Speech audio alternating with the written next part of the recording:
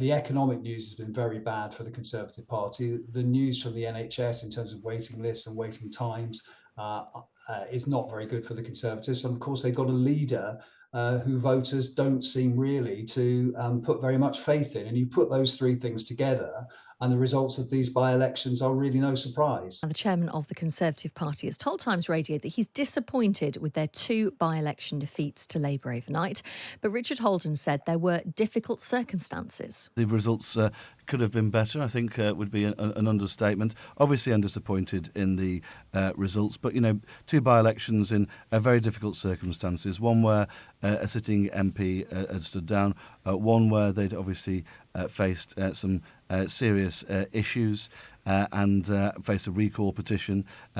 Also, with the turnouts that we're seeing in sort of mid 30%, well down on what you'd expect for a general election. I think about half, roughly, of what we were seeing in general elections. So, disappointing results, but in difficult circumstances as well.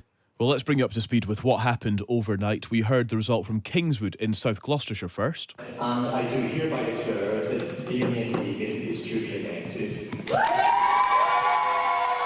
Labour's Damien Egan overturned a Conservative majority of more than 11,000 in Kingswood, and then in Wellingborough, a second Labour win from the Conservatives. And I do hereby declare that Genevieve Victoria Kitchen, also known as Jen Kitchen, of the Labour Party, is duly elected.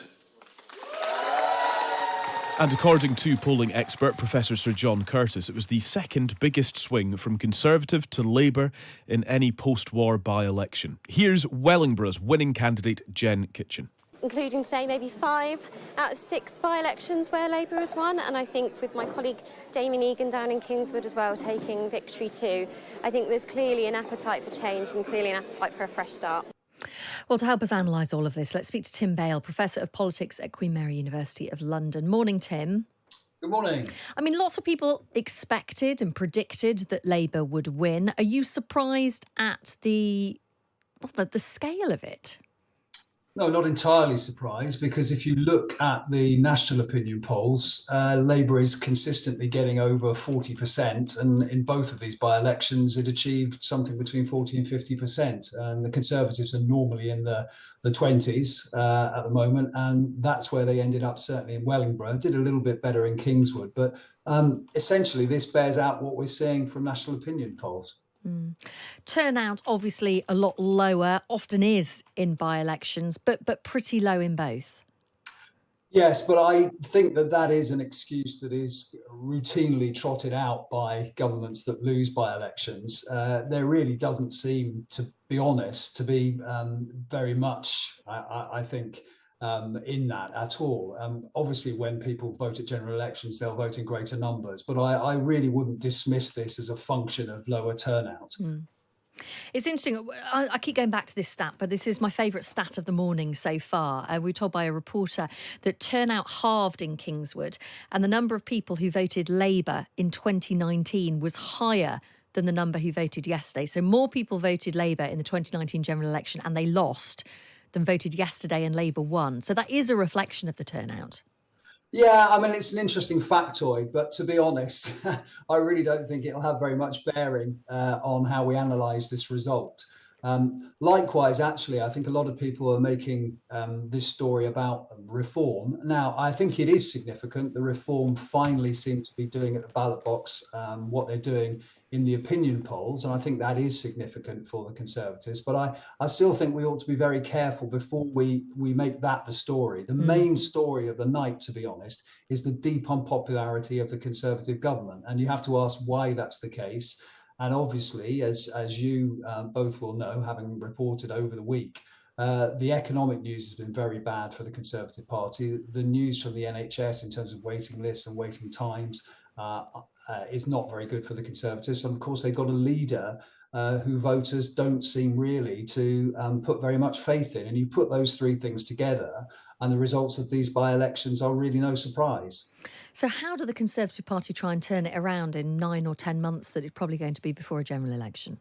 Well, I rather fear that this weekend there will be quite a lot of Conservatives who think that dumping Rishi Sunak is the answer, or perhaps somehow taking an even harder line on immigration to stave off the threat that they face from reform. I honestly don't think that either of those things is going to make very much difference. They really just have to put their faith, I think, in the economy at least beginning to turn around, so they have a story to tell in that respect. And I guess also hope that they can do something in the next few months about waiting times and waiting lists. But that is going to be very, very difficult. Prediction is a mug's game. So, we can't say that they will definitely lose the next election by such and such, a number of seats. But it does look very, very difficult to turn things around in time. And it might be a case, to be honest, at the moment, of damage limitation rather than necessarily pulling off a miracle. We've asked our listeners this morning if they're Reform UK voters, why they're Reform UK voters, and is it a protest vote? Were they formerly Conservative voters or Labour voters? We'll read a few of those in the next few minutes. Do you believe that Reform are splitting the Tory vote?